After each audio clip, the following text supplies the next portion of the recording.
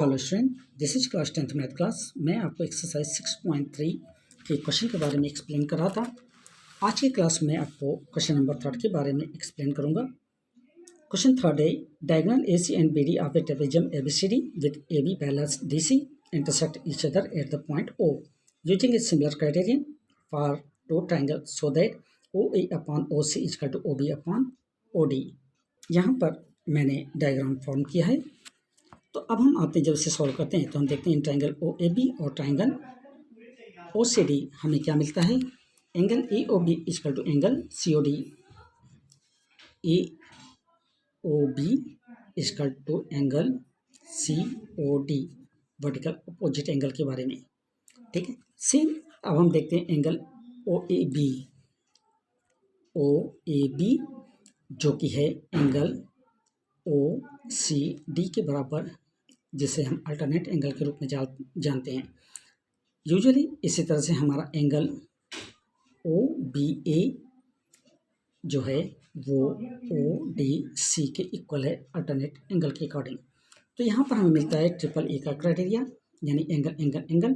तो हम ये कह सकते हैं कि ट्राइंगल OAB कॉन्ग्रुएंट करता है ट्राइंगल ODC को, और इसलिए क्योंकि जब ये कॉन्ग्रुएंट करता है तो हम ये कह सकते हैं कि OA upon OC equal to OB upon OD होता है, जो कि यहाँ प्रूव होता है।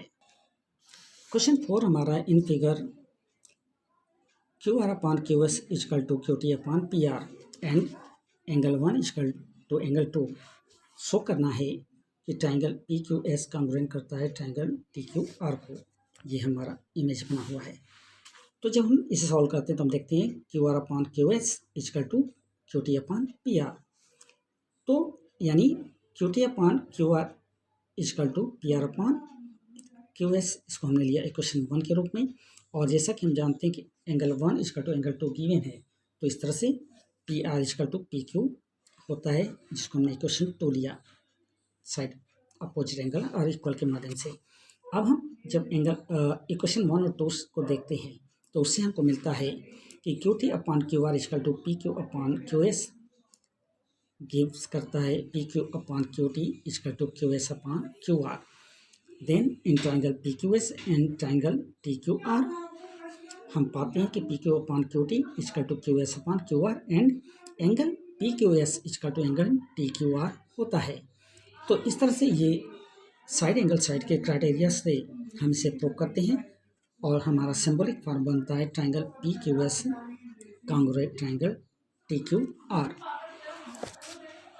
क्वेश्चन 5 हमारा है S and T are point on the side PR and QR of triangle PQR such that angle P is equal to angle